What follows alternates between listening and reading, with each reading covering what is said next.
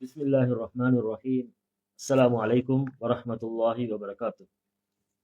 අපි දිගින් දිගටම අල් කුර්ආනයේ සිංහල අර්ථ සංග්‍රහය මේකේ අපි පළවෙනි පරිච්ඡේදය අපි බැලුවා.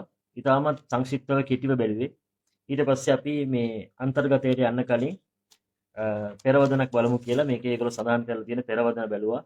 ඒ පෙරවදනවල සාර ධර්ම, මහා පාපයන්, ඉස්ලාම් ආගමික කටයුතු පිළිබඳ නීති රීති, ඒකේ පිරිසුදුකම, සලාතය, උපවාසය, සකාතය, හජ් වන්දනාව, පස්සේ විවාහය, දික්කසාදය, ව්‍යාපාර ගනුදෙනු බැලුවා. ව්‍යාපාර ගනුදෙනු කියන එකත් ලොකු පරිච්ඡේදයක්, තනි මාතෘකාවක්. හැබැයි අපි මේ පෙරවදනේ තියෙන යම්කිසි සීමා සහිත මාතෘකාවන් අපි බැලුවේ. අපි මේ කුර්ආනය අපි බලලා අපිට මේ ඒක ඉවර කරගන්න පුළුවන් වුණොත් නැත්නම් යම්කිසි ක්‍රමයකට අපි මේවා මේකේ තියෙන අපි ෆික්හ කියන ඉස්ලාමීය නීති පිළිබඳ තියෙන කලාව නීති කලාව පිළිබඳ කරන්නයි. ඒ කියන්නේ ඒ ගැන හුඟක් ජනතාව අතර අපහැදිලි මත තියෙනවා. කොහොමද කරන්නේ කියලා හුඟක් අයට පැහැදිලි නැහැ. එතකොට අපි බැලුවා ඒ ඉස්ලාමීය නීති කලාව පිළිබඳ කරන්න. ඒක හරිම ගැඹුරුයි. ඒක හුඟක් අය කරන්නේ නැහැ. හේතු දෙකක් තියෙනවා. එකක් ඇවිල්ලා නීතියේ ඇවිල්ලා දැන් ක්‍රියාත්මක කරන අන්තිම තීරණය, අන්තිම විනිශ්චය කියන එක හොයාගන්න පොඩි අමාරුවක් තියෙනවා. පොඩි දුෂ්කරතාවයක් තියෙනවා. ඒ වගේම මේ ඒකේ තියෙන වචන තියෙනවා. ගැටපද වගේ වචන, විවාහාරික වචන තියෙනවා. ඒ වචන භාවිතා නොකර අරාබි නැති භාෂාවකින් ඉස්ලාමීය මේ ෆික්හ කියන නැමදුම් කරන ක්‍රම නීතිමාලාවන් ඇවිල්ලා විස්තර කරන්න හරිම අමාරුයි. එහෙම එකක් තියෙනවා. ඒකේ තව ඒකේම වචනවල තව ප්‍රශ්නයක් තියෙනවා. හුඟක් තැන්වල මේ පොඩ්ඩක් ගැඹුරු තේරුම හොයන්න ඕන, තේරුමක් බලන්න ඕන වගේ වචන හුඟක් ඒ නීති කලාවේදී අපිට හමු වෙනවා. මේ හේතු නිසා සමාජය අතර මේ ඒක පරිහරණය වෙනවා. ඒක පැහැදිලි කරන පොඩක් අඩුපාඩුවක් තියෙනවා. ඒකට තව හේතුවක් තමයි මත ભેදය. අපි කියවනේ අන්තිම විනිශ්චය මොකක්ද කියන එක හොයාගන්න පොඩි ගැඹුරු දැනුමක් තියෙන්න ඕනේ. ඉතින් අපි ඒක දන්නේ නැති හින්දා මිනිස්සු ඒ ගැන හුඟක් මේ විවිධ මතවල ඉන්නවා. හැබැයි මිනිස්සු යම් කිසි දෙයක් පිළිපැදගෙන යනවා. ඒ වුණාට ඒ ගැන පොදුවේ කරන එක හුඟක් අඩුයි. අනිත් එක ඒක හුඟක් පුද්ගලයා අනුව ඒ නීති වෙනස් වෙනවා. සමහර තැන්වලදී ජනතාවට සමහර දේවල් ක්‍රියාත්මක කිරීමේ අපහසුතාවයන් තියෙනවා නම් සහන තියෙනවා. එතකොට සහන කියන එක පොදුවේ කියපුවම හැමදේනාම සහනය භාවිතා කරන්න ගියාම එතකොටත් අමාරුයි. ඒ හින්දා මේ ඒක ඒ හින්දා ඒවා සාමාන්‍යයෙන් පුද්ගලිකව Tamanට අවශ්‍ය දේ ප්‍රශ්න අහලා දැනගන්න ඕන කියන එක තමයි කියන්නේ. ඒ වුණාට සාමාන්‍යයෙන් පොදුවේ කරන්න පුළුවන් මේ ප්‍රමාණයක් තියෙනවා. පොදුවේ කියන්න පුළුවන් කරුණු තියෙනවා. අපි ඒවා සඳහන් කරනවා. අපි දැන් ඉස්ලාමීය සාරධර්ම මේ පෙරවාදන වල අන්තිම මාතෘකාවට ඇවිල්ලා ඉන්නේ වැරදි සහ දඬුවම්. ඊටමත් වැදගත් මාතෘකාවක්. මිනිස්සු අල් කුර්ආනය කියන්නේ අද දන්නවනේ අද ලෝකේ තියෙන ආందోලනාත්මක කියලා කියන්න පුළුවන්. ලෝකයේ බිල්ලමවන ෆෝබියා කියලා කියන්නේ බිය ගන්නවන මිනිස්සුම බිය ගන්නවන්න පාවිච්චි කරන මාතෘකාවලින් අල් කුර්ආනය ගැන මිනිස්සුන්ට මත තියෙනවා. ඒ හින්දා තමයි අපි කෙලින්ම අල් කුර්ආනය ඔයගලන්ට බලන්න අපි උදව්වක් කරනවා. බලන්න කියලා කියනවා. මිනිස්සු සමහර අය කියවනවා ගත්තට කියව ගන්න ක්‍රමයක් දන්නේ නැහැ වෙන්න පුළුවන් නේ. එතකොට අපි ඒක පොඩ්ඩක් ඔයගලන් කෙලින්ම බලා ගන්න, ඔයගලන්ගේ සැක දුරු කර ගන්න, ඔයගොල්ලෝ ඒකේ තියෙන දේවල් කෙලින්ම බලා ගන්න කියලා විවෘත වෙන්න තමයි අපි මේකේ තියෙන දේවල් ඔයගොල්ලන් එක බෙදා හදාගන්නේ. අපේ දැනුම අපි බෙදා ගන්නවා. අනිවාර්යයෙන්ම මේ ඉස්ලාම් ආගමෙන් කියන්නේ මිනිසා ඉන්නවනේ. මිනිසා ඇවිල්ලා මේ ලෝකයට මවලා යවන ලද ඊටමත් උසස්ම සත්වය තමයි මිනිසා.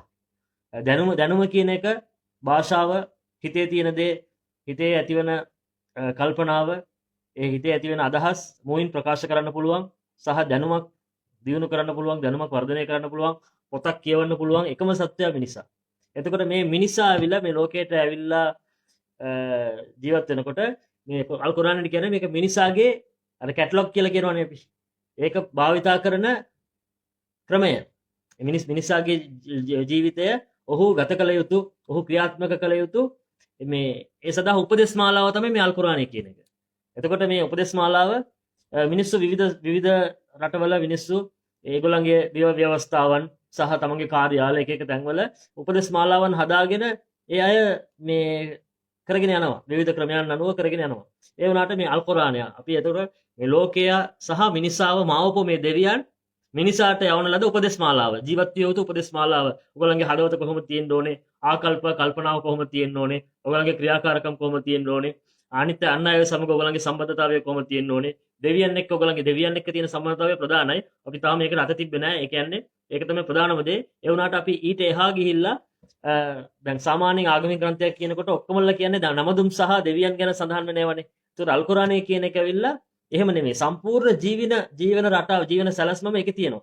එතකොට අපි ඒක සාමාන්‍යයෙන් ආගම සම්බන්ධ පොතක් කියනකොට ඒ නැමදුමට එහා සාමාන්‍යයෙන් මාතෘකාවට එහා යනවා අඩුයි වගේ තමයි තියෙන්නේ සාමාන්‍යයෙන්. සමහර ආචාර ධර්ම එනවා. හැබැයි මොකක් නැහැ. ඉතින් අපි මේ පටන් ගන්නකොට මේ නැමදුමට එහා තියෙන නැමදුම පොඩ්ඩක් අපි බැලුවා. ඒ වුණාට නැමදුමට එහා තියෙන අල් කුරානයේ තියෙන විශේෂ දේවල් තමයි බැලුවේ. ඔයගොල්ලෝ තව ඉස්සර යනකොට තේරෙයි අල් කුරානයේ නැමදුමට එහා කොච්චර දුරට කතා කරලා තියෙනවද? ව්‍යාපාරය ගැන, මේ රට පාලනය කරන ගැන, ජනතාවගේ අයිතිවාසිකම් ගැන විවිධ දේවල්. ඉතිහාසය ගැන ඉතිහාසයේ දේවල් තියෙනවා. ඉතිහාසයේ ලෝකයේ වෙච්ච දේවල් මේ ඔක්කොම එනවා. අපි බලමු. දැන් අපි හොඳම මාතෘකාවට අවිල්ලා තියෙන්නේ ජිනායත්. ජිනායත් කියන්නේ වැරදි. මේ ඉස්ලාම ආගම සමහර අය ඇවිල්ලා අද ෆෝබියා කියලා කියනවනේ. ඒකවල ලෝකයේ ඇවිල්ලා ඉස්ලාම ආගම මේ පෙන්නලා තියෙන දර්ශනය කරලා තියෙන්නේ ඇවිල්ලා ඊටමත් ක්‍රූර දැඩි නීති රීති තියෙන ආගමක් ඇටියට තමයි ඉස්ලාම ආගම ලෝකෙට හඳුන්වලා දීලා තියෙන්නේ. හැබැයි ඔයගොල්ලෝ මුස්ලිම් අයත් එක්ක ආශ්‍රය කරලා බැලුවොත් මේ අර ඊට වඩා ලොකු ලෙන්ගතුකමක් සමාජයේ හොඳම ලෙන්ගතුම මේ කොටසක් ඇටියට මුස්ලිම් අයව ඔයගොල්ලන්ගේ දන් දීමේ, මිනිස්සුන් එක්ක සහයෝගය වැඩ කිරීමේ, මිනිස්සුන්ට එකිනෙකාට උදව් කිරීම, ඒ වගේ දේවල් උගක් තියෙනවා. ඒ වුණාට ඔය බිල්ලෝ කියන මැවීමක් හැටියට ෆෝබියා කියන මේ මාතෘකාව යටතේ මුද්‍රිත මාධ්‍ය, විද්‍යුත් මාධ්‍ය, අද මුද්‍රිත මාධ්‍යයට වඩා විද්‍යුත් මාධ්‍යයට තමයි නැඹුරු වෙලා තියෙන්නේ. එතකොට මේ මාධ්‍ය මගින් සාමාන්‍යයෙන් ඔය මාධ්‍ය කියන දේවල් පාලනය කරන්නේ මේ රටවල් වල පාලන තන්ත්‍රයේ ඉන්න කට්ටිය. පාලන තන්ත්‍රයේ ඉන්න කට්ටියව මෙහෙ යවන්නේ ඒ පාලන තන්ත්‍රයට වටා සමහර විට ඒ පාලන තන්ත්‍රයේ ඉන්න කට්ටියවත් තෝරගන්නවා යම්කිසි අර මුදල් සහ සම්බන්ධ ධනය එකතු කරන කට්ටියක්. ඒක සමහර රටවල ඒ හොඳ තත්ත්වයක් ඇති වෙනකොට නායකයෝ එහෙම නැතුව ජනතාවගේ සුබ සිද්ධිය වෙනුවෙන් පත්වන නායකයෝ ඉන්නවා. හැබැයි අපි මේ ඉතිහාසයේ දැන් වර්තමානයේ ලෝකයේ සිද්ධ වෙන දේවල් අපි බැලුවත් මේ මුදල් උපයන අයට ඒගොල්ලෝ තමන්ට ඕන විදියට පාලකයන් පත් කරනවා, තමන්ට ඕන විදියට මතයන් වෙනස් කරනවා, තමන්ට ඕන මතයන් ජනගත කරනවා, ජනමතය ඒගොල්ලෝ වෙනස් කරනවා, විකෘති කරනවා, ඒ වගේ දේවල් කරනවා. ඒවා මොනා කරත් මේ දැන් ලෝකයේ තියෙන දැන් ලෝකේ පාලනය කරන්න දැනට භාවිතා වන ලොකුම කර්මාන්ත දෙක තමයි අවි ආයුධ කර්මාන්තය සහ අනිත් එක මාධ්‍ය කර්මාන්තය. මේ දෙකෙන් තමයි ලෝකය ප්‍රධාන වශයෙන් දැන් පාලනය වෙන්නේ. එතකොට ඉස්ලාම ආගම ලෝකයේ ඔයගොල්ලෝ දැකලා ඇති ඉතිහාසයේ මේ මෑත අවුරුදු 100ක් අරන් බැලුවොත් මුස්ලිම් රටවල් හුඟක් යුද්ධවල අපි ඉතිහාසයේ දේශපාලනය ගැන කතා කරන්න ඒක වැඩක් නැහැ. ඒ කියන්නේ ඒක කාලෙන් කාලට වෙනස් වෙනවා. ඒ වුණාට වෙච්ච දේවල් අතීතයේ වෙච්ච දේවල් අපිට පාඩමක් විදියට ගන්නවා නම් අපිට මේ අවුරුදු 100 තුල බැලුවොත් බොහෝ වෙලාවට මේ මුස්ලිම් රටවල් ඇවිල්ලා යුද්ධවලදී පරාජය තමයි ලබලා තියෙන්නේ. ඒ වගේම වහල් භාවයක් තමයි ලබලා තියෙන්නේ. එතකොට හැබැයි මුස්ලිම් රටවල් තමයි ඉතාමත් මේ ත්‍රස්ත ක්‍රියාකාරකම් සහ එක දේවල් වල මුස්ලිම් රටවල් මේ නියැලෙනවා. ඒගොල්ලෝ තමයි ඒකට සම්බන්ධ කියලා තමයි ඔය කතාවේ මේ ජනමතය වෙලා තියෙන්නේ. හැබැයි මේ ජනමතය ඇවිල්ලා මාධ්‍ය වලින් දකින්න කට්ටිය කොයිතරම් දුරට ඒක ඒගොල්ලෝ අත්විඳලා තියෙනවද දැකලා තියෙනවද කියන එක අපි පොඩ්ඩක් හොයලා බලන්න. ඒ සමාජ මාධ්‍ය සමහර මිනිස්සු ඉන්නවා, සමහර පුද්ගලයන් පිරිමි සහ ගෑනු ඒගොල්ලෝ අද අර මාධ්‍ය හැම කෙනාම අද මාධ්‍යයක්නේ. අද හැම සමාජ මාධ්‍ය හැම දිනකටම තියෙනවා. එතකොට ඔය වගේ සමාජ මාධ්‍ය වල ඒගොල්ලන්ගේ ස්වකීයව තමන්ගේ පෝස්ට්ස් තමන්ගේ මේ මාධ්‍ය ප්‍රකාශනයම දාන කට්ටිය ඒගොල්ලෝ කැමරාවෙම අරගෙන ඒ පරිසරය හදාරන්න ඒක විවිධ රටවලට ඔයගොල්ලෝ බලන්න පුළුවන්. ඔය මේ මාධ්‍ය වල මේව කරන කට්ටිය, සමාජ මාධ්‍ය වල බ්ලොග්ස් දාන කට්ටිය ඒගොල්ලෝ විවිධ රටවලට ගිහිල්ලා ඒ රටේ දැන් මාධ්‍ය වලින් පෙන්නනවා ස්වරූපයක්. ඒ ස්වරූපය ඒ தত্ত্বය එක දැන් සමහරවිට භූතයක් වගේ පෙන්නනවා, බිල්ලෝ වගේ පෙන්නනවා, ක්‍රූරත්වයක් කියලා පෙන්නනවා, මනුෂ්‍යත්වයක් නැහැ කියලා පෙන්නනවා, යටත් භාවයක් කියලා පෙන්නනවා. එහෙම පෙන්නනවා. හැබැයි ඔය මාධ්‍ය බලලා එහෙම තමයි කියලා විස්තර කරන කට්ටිය ඒක ඒගොල්ලෝ අත්විඳලා තියනවාද කියලා අහුවොත් ඒක අපිට ඒගොල්ලෝ සනාථ කරන්නේ නැහැ. ඒගොල්ලෝ කියන්නේ අපි අත්විඳලා කියලා. අපි මේ ගාක් මාධ්‍ය බලලා තමයි මේක අපි ඒ අදහසට ආවා කියන එක තමයි ඒගොල්ලෝ කියන්නේ. එතකොට සමහර අය ඉන්නවා ඒගොල්ලන්ගේ කැමරා එහෙම අරගෙන ඒගොල්ලෝ දින 15ක්, දින 30ක්, මාසයක් දෙකක් මාස ලොකු ගාණක් වුණත් මේ බටහිර පුද්ගලයන්, විවිධ ආසියාතික රටවල පුද්ගලයන් ඒගොල්ලෝ එක රටවලට ගිහිල්ලා ඒ රටේ ජනතාවත් එක්ක සැරිසරලා දැන් සමහර අය ඉන්නවා ඉන්දියාවේ ඉන්න අය. ඒගොල්ලන් ඉන්දියාව තුළ පාකිස්තානය ගැන පෙන්වලා තියෙන ඉතාමත් ක්‍රූර භයානක ජාතිවාදී මේ ආගම්වාදී එහෙම රටක් හැටියට පෙන්වලා තියෙන්නේ. හැබැයි මේ සමහර කට්ටිය පොඩ්ඩක් අර එහෙම ඉන්නවනේ. පොඩ්ඩක් එඩිතර කට්ටිය සමහර මාධ්‍යවේදීන් ඉන්නවා. ඒ වගේ මේ තර්ජනාත්මක දේවල් ඒගොල්ලන්ට අභියෝගයක් එන දේවල් හොයන්න කැමති කට්ටිය ඉන්නවා. ඒගොල්ලෝ තමන්ගේ ෆෝන් එකේ කැමරා එක අරගෙන ඒ වගේ අභියෝගයක් කියලා හිතාගෙන ඒ රටවලට ගිහිල්ලා දැන් ලංකාවේ කෙනෙකුත් ඉන්නවා දෙමළ කෙනෙකුත් එයාගේ වීඩියෝ එකක් දාලා තිබ්බා. ඔයාලට බලන්න පුළුවන්. ඒගොල්ලෝ ඒ රට තුලට ගිහිල්ලා දැන් ඒගොල්ලෝ ඉන්දියාවේ කට්ටිය හිතන්නේ පාකිස්තානය කියන්නේ හරිම භයානක රටක්. ඉන්දියන් එක්කෙනෙක් පාකිස්තානයට ආව කිව්වොත් එයාට මේ ජීවිතයට තර්ජනයක් ඇති කියලා හිතන තරමට තමයි ඒ ඉන්දියාව තුළ ඒක ඒ දේශපාලන වාතාවරණයත් එක්ක ඉන්දියාව තුළ ඒක ප්‍රචාරණය වෙන්නේ, දර්ශනය වෙන්නේ. ඒ වුණාට ඒගොල්ලෝ එතනට ගිහිල්ලා ඒගොල්ලෝ ඒ වීඩියෝ දාලා තියෙනවා සහ ඒගොල්ලෝ ඒවා ඉස්මතු වෙනවා කියලා නැහැ. හැබැයි ඒගොල්ලන් ඔබ ෆලෝ කරන කට්ටිය, ඒගොල්ලන් ඔබ ඒ බලන කට්ටිය ඒව බලනවා. ඒගොල්ලෝ ඒ தත්ත්වය ඇවිල්ලා විස්තර කරනවා. ඉතාමත් ඒගොල්ලන්ට ලෙන්ගතු, ඉතාමත් ඒගොල්ලන්ට මේ ආගන්තුක සත්කාර ලැබෙන, ඒගොල්ලන්ගේ ආහාර පාන පවා නොමිලේ ලබා දෙන, හැම විටම උදව් කරන මේ ඉන්දියන් කියලා මරාගෙන කනවා කියලා එහෙම එකක් නැහැ. සමහර රටවල කාන්තාවන්ට ආරක්ෂාව නැහැ කියලා මේ ප්‍රචාරය වෙන තැනකට අපි දැක්කා ඒ වීඩියෝ තියෙනවා. සමහර බටහිර කාන්තාව ඒගොල්ලෝ කැමරාවක් අරගෙන ඒ රට තුල කාන්තාවගේ තත්ත්වය එයා බලනවා. බලනකොට ඒ රටේ ඉන්න කාන්තාව ගත කරන ජීවිතය එයා මාධ්‍ය දකින්නට එයා වෙනස්. එතකොට එයා ඇවිල්ලා තමන්ගේ වීඩියෝ එකේම කියනවා අපි ඇහුවේ අපිට අහන්න ලැබුණේ මේ රටවල කාන්තාව කියන්නේ වහල් විදියට ඉන්නවා කියලා. හැබැයි ඇතුළට ගිය බැලුවොත් ඒගොල්ලෝ තමන්ගේ ශරීරය ආවරණය කරගෙන ඉන්නව වෙන්න පුළුවන්. හැබැයි ඒගොල්ලෝ ඒ රටවල කාන්තාව භුක්ති විඳින ඒ తত্ত্বය සමහර විට අර ඒගොල්ලන්ව බලලා මේ පවුනේ මේගොල්ලෝ වහල් වගේ ඉන්නවා කියලා අර බලාගෙන දුක් වෙන මේ හිතන කට්ටිය ඉන්නවනේ. මේගොල්ලන්ට නැති සුඛෝපභෝගී ජීවිතයක් සමහර වෙලාවට ඒගොල්ලන්ට තියෙනවා කියන එක ඒගොල්ලෝ මම කියනවට වඩා ඕගොල්ලෝ ඒක කෙලින්ම බලන්න ඒ වගේ දාලා තියෙනවා. ඉතින් ඒ වගේ තමයි මේ අල් කුර්ආනයේ ඇවිල්ලා වැරදි සහ දඬුවම්. ඒකෝද ඉස්ලාම ආගම ඇයි ඔච්චර ක්‍රූර, ඇච්චර සැර, ඇයි වැරදි වලට මෙච්චර බරපතල දඬුවම් කියලා තියෙන්නේ? ඇත්තටම ක්‍රූරද? ඒක දැන් ඉස්ලාම ආගම සාමයේ ආගමක් නේද? එතකොට සමාදානය ගැන කියන්නේ ඉස්ලාම් කියන වචනයම සෑම විටම ඔබට අස්සලාමු අලයිකුම් කියනකොට ඔබට සාමය හා සමාදානය ඇති වේවා කියලා කියනවා. එතකොට ඉස්ලාම ආගම පටන් ගන්නෙම ඉස්ලාම් සාමය සමාදානය කියන එකෙන් පටන් ගන්නෙ. හැබැයි මේ ඇයි මේ මාධ්‍ය වල අනිත් පැත්තට යන්නේ කියන එක ගැන ඔයගොල්ලන්ට ප්‍රශ්න තියෙනවා. ඉතින් අපි ඔයගොල්ලන්ට ඒක තමයි කියන්නේ අපි ඔයගොල්ලන්ට මාධ්‍ය වලට බලන්න ගමන් නැහැ. ඒක ඉතින් අනිවාර්යෙන් කොහොමද බලනවනේ. ඒකත් එක්කම ඔයගොල්ලෝ කෙලින්ම ඉස්ලාම ආගම මොනවද කියලා තියෙන්නේ කුමක් කර රටක් ගැන ඒ ප්‍රදේශයක් ගැන ඔයගොල්ලන්ට සැකයක් තියෙනවා නම් ඔයගොල්ලෝ ඒ ප්‍රදේශයට කෙලින්ම ගිහිල්ලා බලන්න. නැත්නම් ඒක ගිහිල්ලා තමන්ගේ අත්දැකීම් දාපු මුස්ලිම් නොවන කෙනෙක් වෙන්න පුළුවන්. එයාගේ අත්දැකීම ඔයගොල්ලෝ කෙලින්ම බලන්න. එතකොට තමයි අපිට මේ ලෝකයේ තියෙන தত্ত্বය ඇවිල්ලා අපි මාධ්‍ය බලලා අපි යම් කිසි දෙයක් තේරුම් ගන්නවට වඩා ඇත්ත தত্ত্বය දැනගන්න පුළුවන්. මම කියන්නේ හැම විටම අපි මුස්ලිම් අය හරි සුද්ධ කරන්න ඕනේ එම කියලා කියන්නේ. මම කියන්නේ ඔයගොල්ලෝ හොයලා බලලා ඔයගොල්ලන්ට තේරෙන දේ දැනෙන දේ අරගන්න. මාධ්‍යෙන් ගන්නවට වැඩි ඒක සම්පූර්ණයෙන් විශ්වාස කරනවට වඩා ඔයගොල්ලෝ කෙලින්ම බලලා යම් කිසි වැරදක් තියෙනවා නම් ඒක වැරදක් තියෙනවා පිළිගන්න තමයි ඕනේ. අර උදාහරණයක් වශයෙන් කියනවා දෙමව්පියෝ ඉන්නවා නම් තමන්ගේ දරුවෙක් නැත්නම් තමන් වැරද්දක් වෙනවා නම් ඒක ඉස්සෙල්ලා පිළිගන්න. ඉස්ලාම ආගමේ ඒක තමයි ඉතිරාෆු බිනම්බි වැරද්දක් කරනකොට ඉස්සෙල්ලා මේක එයා හැදෙන්න ඕන ඒ වරද පිළිගන්න ඕනේ. ඒ වගේ දේවල් තියෙනවා. ඉතින් කෙලින්ම බලන්න කියලා තමයි අපිත් කියන්නේ. ඉතින් අපි මේ වැරදි සහ දඬුවම් පිළිබඳ පාඩම එනවා. හරිද? මේකේ දැන් අපි බලමු දැන් ඉස්ලාම ආගම සාමාන්‍යයෙන් ලෝකයේ මාධ්‍ය වල හැමතැනම ත්‍රස්තවාදයට යුද්ධවලට මේ ගාක් දුරට ඈඳලා තමයි තියෙන්නේ. ඉතින් අල් කුර්ආනය අපි බලමු. ඇත්තටම අල් කුර්ආනය මිනිස් ජීවිතයට ආරක්ෂාවක් දෙනවද නැත්නම් යුද්ධ ත්‍රස්තවාද වගේ අභියෝගයක් ඇති කරනවද කියන එක අපි බලමු.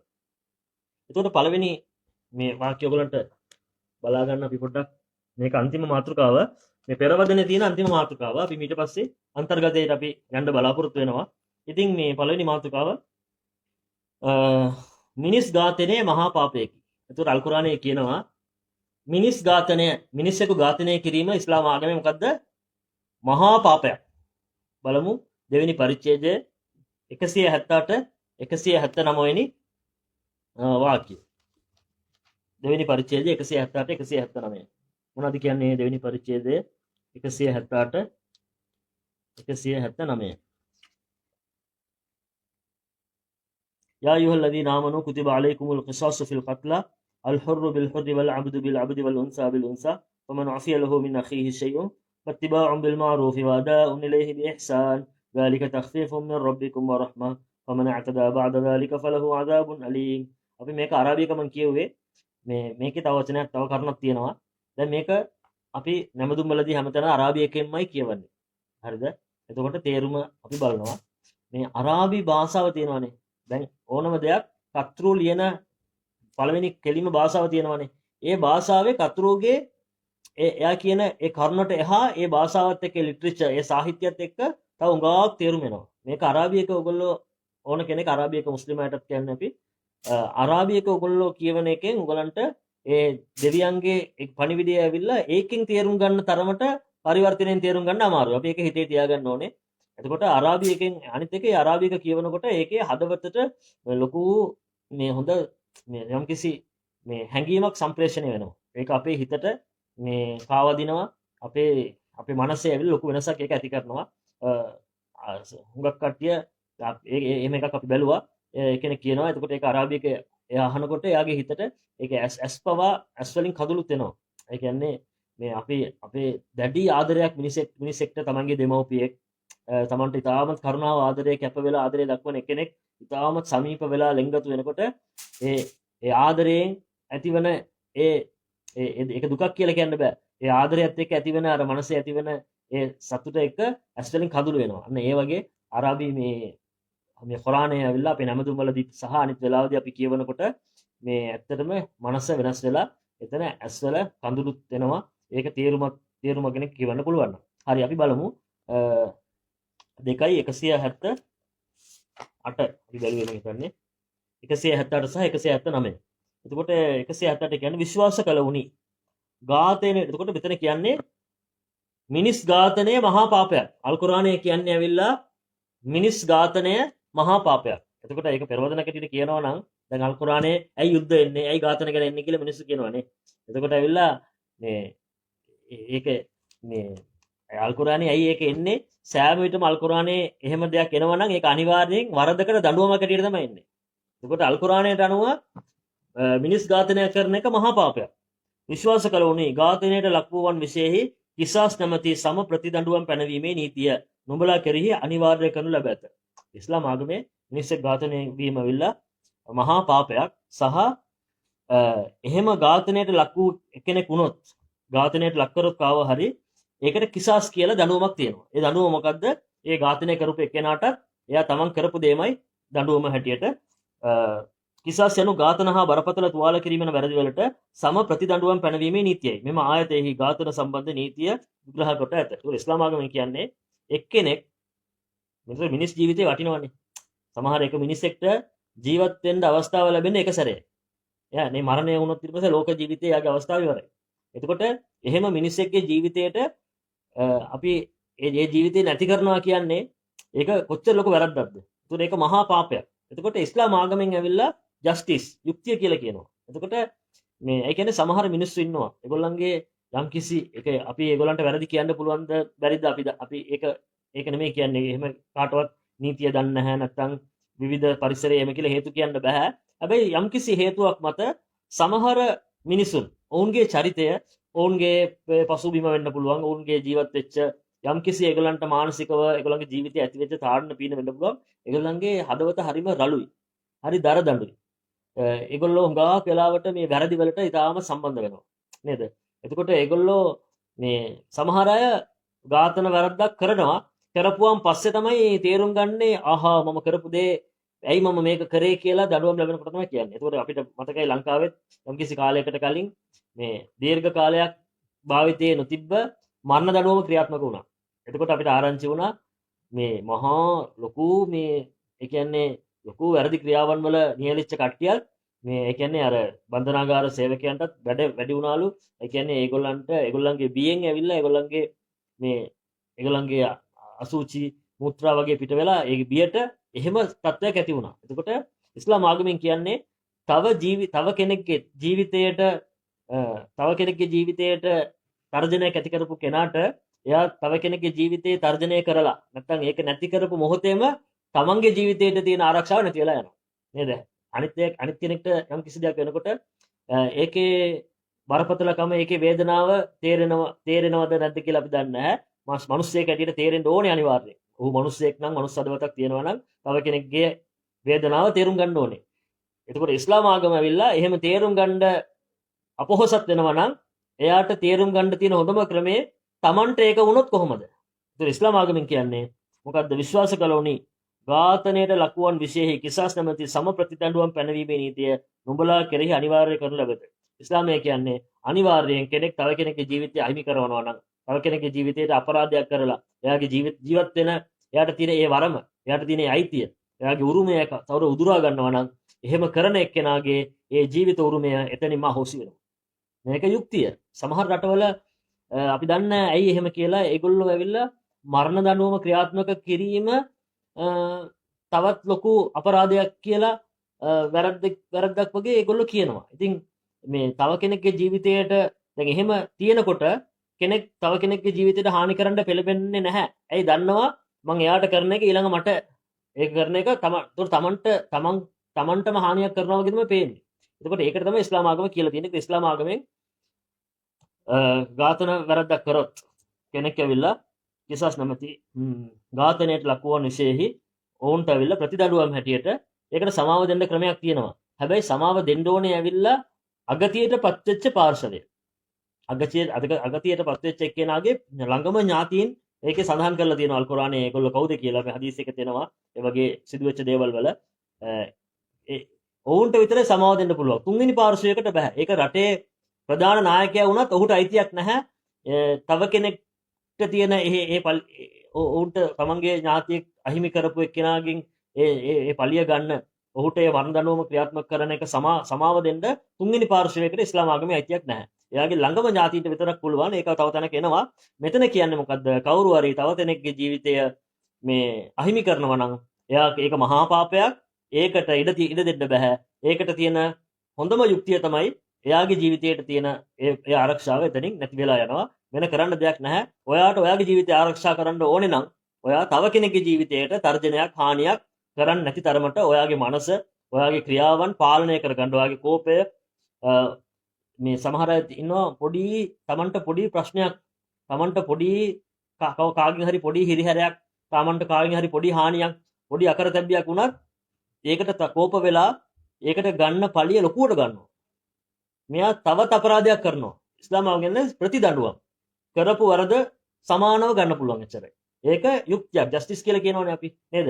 මිනිස්සු දැන් අපි දකිනවා කවුරු හරි කාට හරි එම හානියක් අගතියක් වුණාම ඒගොල්ලෝ තමන්ගේ මේ අයිතිවාසිකම තමන්ගේ උරිමය වරදට දඬුවම් දෙන්න ඕනේ කියලා මිනිස්සු මේ කතා කරනවා. මිනිස්සු ශබ්ද නගනවා, හඬ නගනවා, උද්ඝෝෂණය කරනවා. එතකොට ඉස්ලාම ආගමෙන් කියන්නේ කිසාස් යනු ඝාතන හා බරපතල තුවාල කිරීම යන වැරදි වලට සම ප්‍රතිදඬුවම්. එතකොට ඝාතනය නම් සමයික ඉතින් මෙයාගේ ජීවිතේට ආරක්ෂාව නැතිලා යනවා.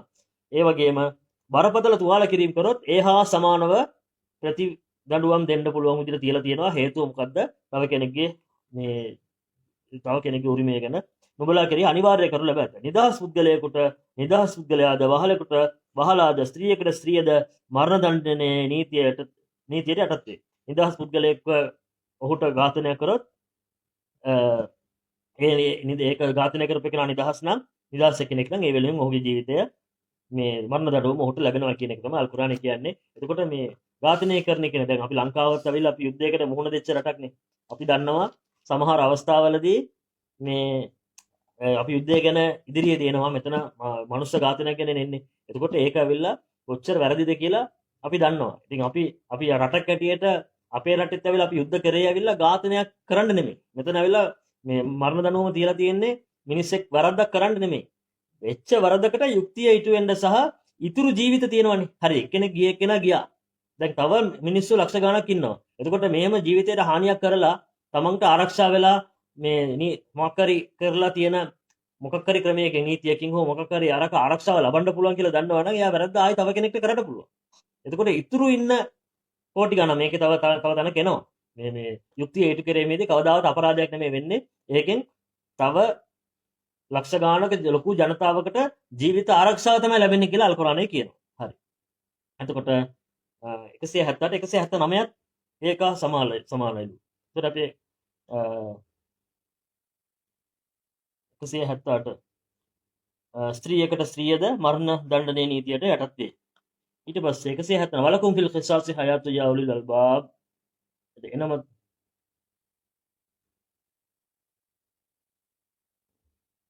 යටත් වේ. එනමුත් තම සහෝදරයාගේ පාර්ශවය විසින් කවරෙකුට ඝාතකයාට යම්කිසි දෙයක් සමා කරනු ලබන්නේද එවිට සමාව දුන් අය වන්දි මුදල සම්බන්ධයෙන් සාධාරණත්වය අනුගමනය කළ යුතුය. එතකොට 178 අපි ප්‍රතිදඬුවම් එන එක බැලුවා. ඊට පස්සේ 179ට තාම ආවේ නැහැ. ඊට කලින් මේ වාක්‍ය පොඩ්ඩක් දිගයි. එතකොට ඒකේ එතකොට නිදහස් පුද්ගලයෙක්ව ඝාතනය කරොත් නිදහස් පුද්ගලයෙක් ඔහුට ජීවිත හානියක් ඇති වෙනවා, මරණ දඬුවම ලැබෙනවා. වහල් එක්කෙනෙක් ඝාතනය කරොත් එයාට මේ මොනවද හම්බ වෙන්නේ? එයාට මරණ දඬුවම හම්බ වෙනවා. ස්ත්‍රියකට ස්ත්‍රියක් ඝාතනය කරත් එයාටත් ඒ දඬුවම හම්බ වෙනවා. එනමුත් ඒ වුණාට තම සහෝදරයාගේ පාර්ශවය විසින් කවරෙකුට ඝාතකයාට යම්කිසි දෙයක් මම කියවනේ ළඟම ඥාතියින්ට විතරක් සමාව දෙන්න පුළුවන්. එතකොට ඒ ඝාතනය වෙච්ච එකගේ සහෝදරයාගේ පාර්ශවයෙන් කවරෙකුට ඝාතකයාට යම්කිසි සමාවක් ලැබුණොත් ඒකත් අල් කුර්ආනයේ තාමත් සූක්ෂමව තමයි මේ දේ කරලා තියෙන්නේ. සමාවක් ලැබුණොත් ඒ සමාව අරන් දෙන්න තමයි බලන්නේ. ඒකත් මම කියන්නම්. සහෝදරවරු 10ක් ඉන්නවා කියමුකෝ. එක්කෙනෙක් ඝාතනයට ලක් වුණා. දැන් කුර්ආනයේ මෙතන කියන්නේ ඇවිල්ලා අනිවාර්යෙන් ඒහා යුක්තිය ඉටු වෙන්න ඕනේ කියන එක. ඒ වෙනුවෙන් දැන් සාමාන්‍යයෙන් අපේ රටේ ඔක්කොම දණ්ඩ නීතිය තියෙනකොට මේ සිවිල් මොකක් කරේ නීතිවල නම් හරියට මට පැහැදිලි නෑ. සමහර වැරදි තියෙනවා. ඒවට උසාවියේ නඩු පවරන්නේ පොලිසිය විසින්ම ආරක්ෂක අංශ විසින්ම පනවනවා. ඒගොල්ලෝ ඒ වගේ ඝාතනයක් සිද්ධ වුණොත් ඒකටත් ඇවිල්ලා රජයෙන්ම මැදිහත් වෙලා ආරක්ෂක අංශ විසින්ම ඒක කරගෙන යනවා. හරිද? එතකොට ඉස්ලාම් ආගමෙන් කියන්නේ ඇවිල්ලා අනිවාර්යෙන් රටේ ආරක්ෂක අංශ අධිකරණය මගින් තමයි ඒක ක්‍රියාත්මක කරන්නේ ඒ දඬුවම. හැබැයි ඒගොල්ලෝ මේ මතය විමසන්නේ ඝාතනය වෙච්ච එක්කෙනාගේ සහෝදරයන්ගෙන්. එතකොට අල් කුර්ආනයේ අනිවාර්යෙන් යුක්තිය වශයෙන් ඔහුට මරණ දඬුවම දෙන්න ඕනේ කියලා කියනවා. ඒ වගේම සමාවට ලොකු ඉඩක් දීලා තියෙනවා. එතකොට ඝාතනය වෙච්ච එක්කෙනාගේ සහෝදරයන්ගේ පාර්ශවයෙන් එතකොට පාර්ශවයේ විසින් කවරෙකුට යම්කිසි සමාවක් දෙනවා නම් එවිට සමාව දුන්න අය මන්ති මුදල සම්බන්ධය. එතකොට සමාව දෙන්න පුළුවන්. එතකොට ඒකට මේ දඬුවම හැටියට මරණ දඬුවම දෙන්නේ නැහැ. ඒකට මුදලක් තියෙනවා. වන්දි මුදලක් නෙමෙයි. මිනිස්සුන්ගේ ජීවිතයේ මුදලින් මේ වනින්න බෑ. අද ඇවිල්ලා වන්දි මුදල් කියලා දෙනවා. ඒ මුදල් හා ඒ ජීවිතය හා මේ ළඟ තියන්නත් බෑ. ඒ වගේම සමහර මිනිස්සු ඉන්නවා ඒගොල්ලන් උතුම් මිනිස්සු. ඉතින් ඒ වුණාට මොනාරි ක්‍රමයක් තියෙන්න එපා. ඉතින් යම්කිසි මුදලක් නිශ්චය වෙලා තියෙනවා.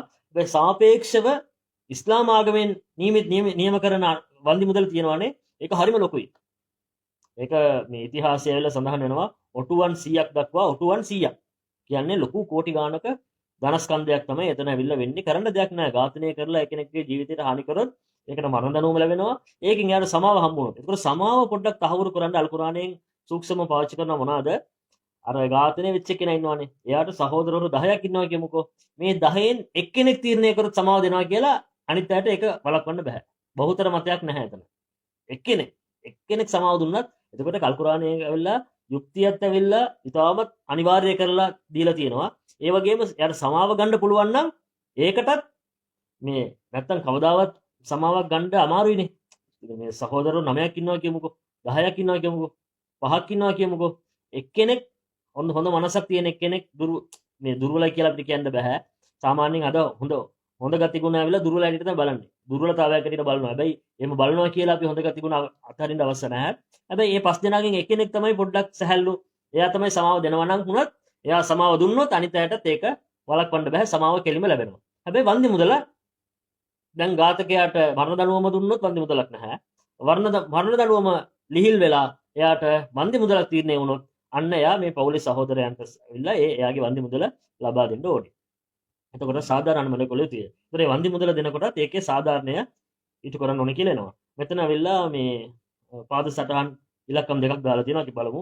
109. මෙම ආයතයෙන් සැබෑ මනුෂ්‍යත්වයේ සහෝදරත්වයේ වෙත මඟ පෙන්වා ඇත. සැබෑ මනුෂ්‍යත්වයේ සහෝදරත්වයේ වෙත මඟ පෙන්වා ඇත. එනම් එතකොට බලන්න සැබෑ මනුෂ්‍යත්වයේ සහෝදරත්වය කියලා කියනවා. මේ වචන මම ආයයි කියන්නේ. ඒ ගැන අපි අවධානය යොමු කරන්න ඕනේ හින්දා. එනම් තම දෑතින් යමෙකු මරණයකට පත්වීම මහා වරදක් වුවද තමන්ගේ දෑතකින් තව කෙනෙක්ට ඇවිල්ලා මරණයට පත්වීම කියන්නේ මහා වරදක් වුවද ඒ සහෝදරත්වයේ බිඳෙන ක්‍රියාවක් නොවන වග මින් පෙන්වා දෙයි. කෙනෙක් ඝාතනය කරා මේ සාමාන්‍යයෙන් ඒ ඝාතනය කවුරු හරි කරොත් ඒක ඉතින් පිළිගන්න දරා ගන්න අමාරුයි. මිනිස්සු තාම දැඩිව පරිගන්නවා. හැබැයි මේ ඕගොල්ලෝ බලන්න මේ අන්තර්ජාලයේ ඇවිල්ලා සමහර වීඩියෝ එහෙම තියෙනවා.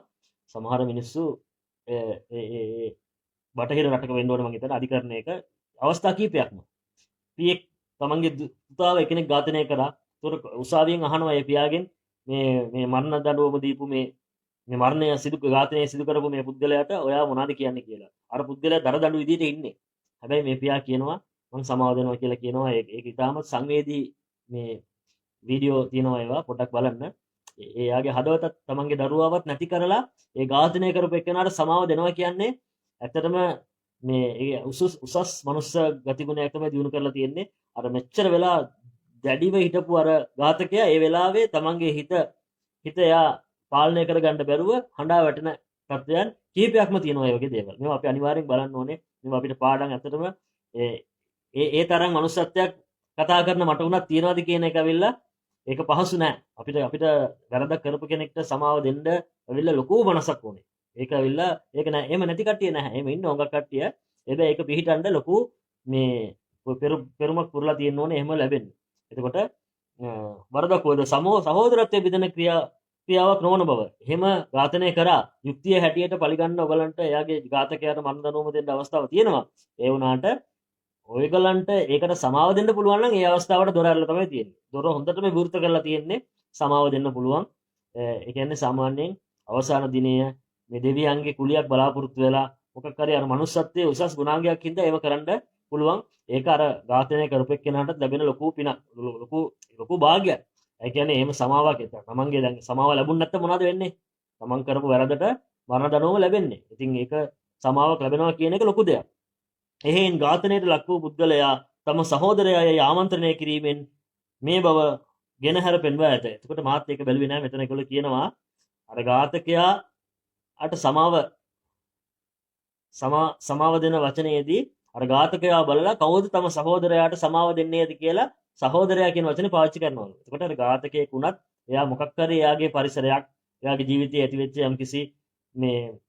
යම්කිසි අප්‍රිය අප්‍රසන්න මේ සිද්ධියක් හින්දා Tamanට ඇතිවෙච්ච කුරුරු බිහිසුණු තත්වයක් හින්දා එයා මනස කුරිරු වෙලා ඇති. සමහර විට වැරද්දක් කරායින් පස්සේ අන්න ඔහුගේ හදවත අර විවෘත වෙන තැන් තියෙනවා. ඊට පස්සේ මේ මිනිස්සා සම්පූර්ණයෙන් වෙනස් වෙලා මේ ලොකු වැරදිකරුවෙක් හැටියට හිටපු කෙනෙක් තමන්ගේ ජීවිතයේ ලොකු වෙනසක් වෙන්නත් පුළුවන්. ඒකට එයාව මෙතන සහෝදරයා කියලා ආමන්ත්‍රණය කරලා තමන්ගේ සහෝදරයාට ඔයගලන්ට සමාව දෙන්න අයිතිය තියෙනවා. හැබැයි දෙවියෝ බලෙන් සමාව දෙන්නේ නැහැ. දෙවියන්ගේ බලන්න මේ අල් කුරානයේ කොච්චර කියනවද? දැන් එක්කෙනෙක්ගේ සහෝදරයෙක් ඝාතනය වුණා. එතකොට ඒ ඝාතකයාට සමාව දෙන්න අවස්ථාව තියෙනවා. හැබැයි දෙවියෝ බලෙන් දෙන්නේ නැහැ. තුන්වෙනි පාර්ශ්වයකට අයිතිය දෙන්නෙත් නැහැ. ඝාතනය වුණ අයගේ ළඟම ඥාතීන්ට පරිගණ්ඩ මරණ දඬුවම ඉල්ලා සිටින්න සම්පූර්ණ අයිතිය ලබා දීලා තියෙනවා. හැබැයි තමන් හිතනවා නම් මේකට සමාව දීලා වන්දි මුදලක් ගමු කියලා. එතනත් ඔයාට ඝාතකයෙක්ට වුණත් බලන්න කොච්චර දැන් අපි කුරානයේ කියන්නේ ඊටමත් මේ දැඩි දරදඬු මේකක් කියලානේ කියන්නේ. එතකොට ඇවිල්ලා මෙතන ඇවිල්ලා තමන්ගේ ළඟම ඥාති එක්කෙනෙක්ව ඝාතනය කරපු ඝාතකයාට පවා සහෝදරත්වයෙන් සලකන්න පුළුවන් තත්වයක් තියෙනවා නම් සලකා බලන්න. අන්න ඒක මෙතන ඉස්මතු කරලා එතනට ලොකු ඉඩක් දීලා ඒක ප්‍රවර්ධනය කරලා මේ කියලා තියෙනවා කියන එක තමයි අපිට මෙතනින් පේන්නේ. ඊළඟ එක පාද සටහන් වල අපි බැලුවා තම සහෝදරම. ඊපස්සේ ඊළඟ පාද සටහන ඇවිල්ලා 110. තමන් විසින් යමෙකු ඝාතනයට ලක් වූයේ නම් ඔහුගේ ඥාතීන්ට සම ප්‍රතිදඬුවමක් වශයෙන් ඝාතකයාට මරණ දඬුවම් ලබා දීම හෝ යම් මන්දියක් අය කළ හෝ ඇක. මෙම ආයතයෙහි යම්කිසි දෙයක් සමා කරනු ලබන්නේ යනු ඉහත මරණ දඬුවම සඳහා ඔහුට සමාව ලැබීමයි. එතකොට ඉහත මරණ දඬුවමේ ඔහුට සමාව ලබා ගන්න පුළුවන් කියලා ඇවිල්ලා තියෙනවා. ඊළඟ එක මිනිස් ඝාතනය මහා පාපයකි කියලා එකට 2:178 179 වැනි වාක්‍ය අපි බැලුවා. ඊළඟට අපි බලනවා 4:93. එතකොට මිනිස්සෙක් ඝාතනය කිරීම මහා පාපයක්. එතකොට ඒකේ ඇවිල්ලා 2:178 179න් ඒ ගැන දාලා තියෙනවා. ඊළඟට 4:93. 4:93න් මනුෂ්‍ය ඝාතනය මහා පාපයක් කියන එකට මොනවද දාලා තියෙන්නේ? 4:93 අපි බලමු.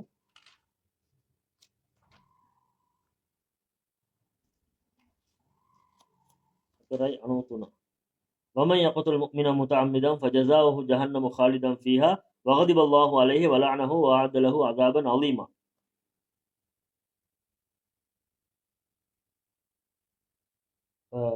ඒක 93 93 අපි බලනකොට කවරෙකෝ ඕනාකමින් මූමින් වරයෙකු. එතකොට මූමින් වරයෙකු කියන වචනෙට ගැටපදයක් ඒකේ තේරුම පිටිපස්සේ දාලා තියෙනවා. අපි ගැටපද ටික වෙනම බලමු. නැත්නම් අපිට බලන්න පුළුවන් විශ්වාසවන්තයෙක් කියන එක තමයි තේරුම. කවුද විශ්වාසවන්තයෙක්ව ඝාතනය කරන්නේද? එවිට ඔහුගේ ප්‍රතිවිපාක වන්නේ කියන්නේ නිරයයි. එතකොට ලෝකයේ ඇවිල්ලා ඝාතනයක් කරොත් මේ ආරක්ෂක අංශ මේ අධිකරණය මගින් දඩුවමක් දෙනවා. ඒක එක පැත්තක්. ඒ වගේම ඒ වැරදට දෙවියන් විශ්වාසවන්තයෙකු ඝාතනය කිරීම වෙනුවෙන් දෙවියෝ දෙන දඩුව මොකද්ද? නිරය. නේද? නිරය කියන එක අපි ඒ පාඩම් වල බලමු. නිරය කියන එකත් ඇවිල්ලා ලොකු මාතෘකාවක්. ඒකට දෙවියෝ ඇයි මේ නිරය කියන එක මේ අපිට මේ ආපු හින්දා අපි ඒකත් පොඩ්ඩක් බලලා යමු. ඉස්ලාම් ආගමෙන් පිළිගන්නේ මේ ලෝකේ තියෙනවනේ. මේ ලෝකේ ඇවිල්ලා යුක්තිය ඉටු කරන්න මදි. වරදක් සිදු වුණත් ඒකට දඬුවම් දෙන්නත් මේක මදි.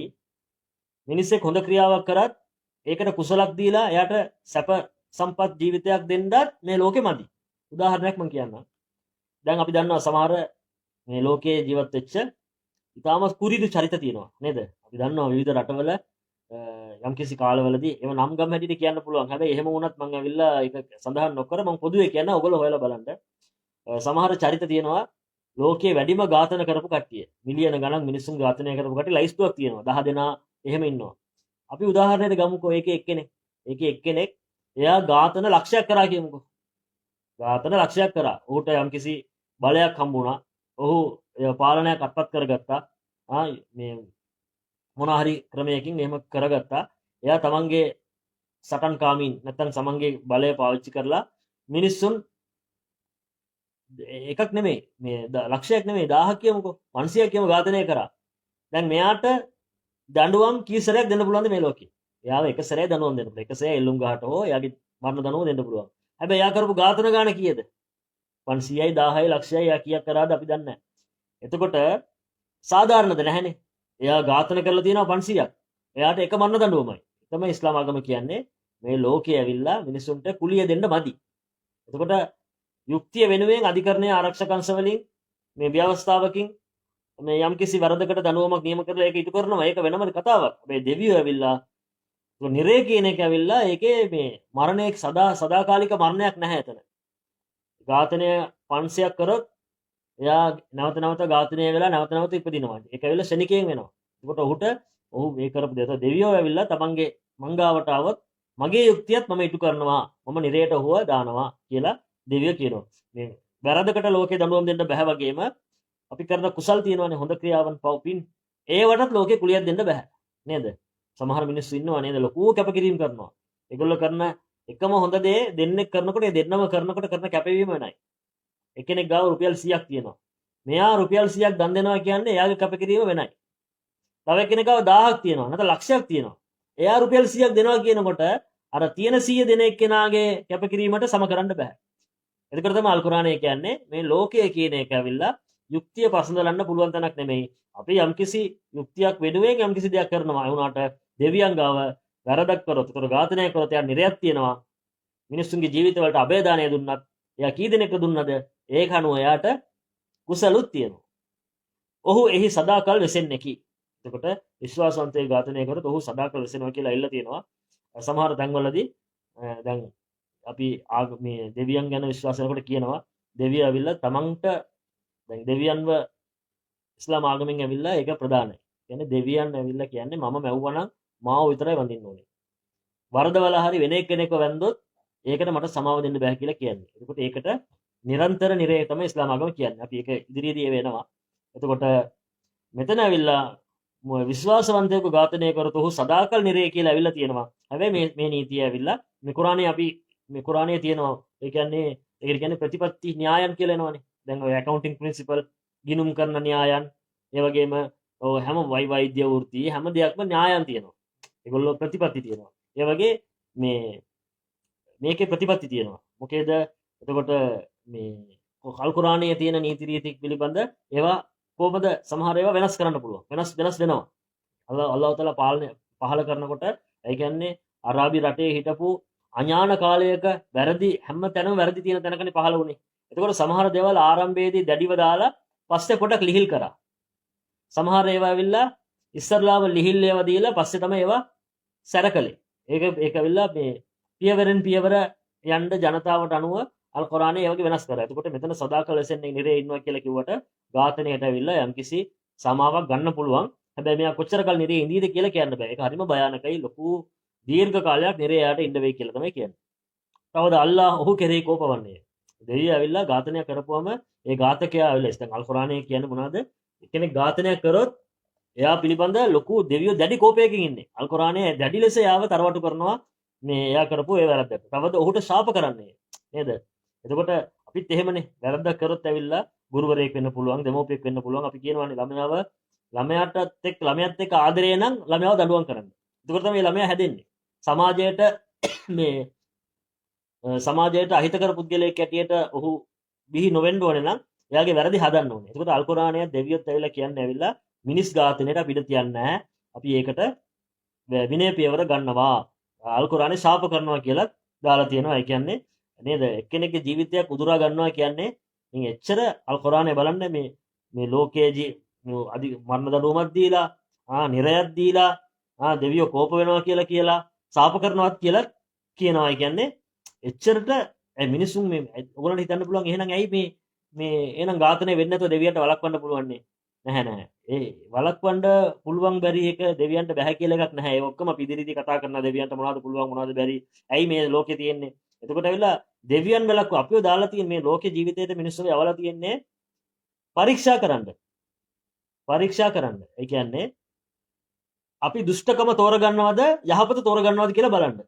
නේද? දැන් අපි පියෙක් ඉන්නවා. එයා පුතාට දුරකථනය දෙනවා. උදාහරණයක් මම කියන්නේ. දුරකථනය දෙනවා පුතාට. ඒකට ෆෝන් එකක් දෙනවා.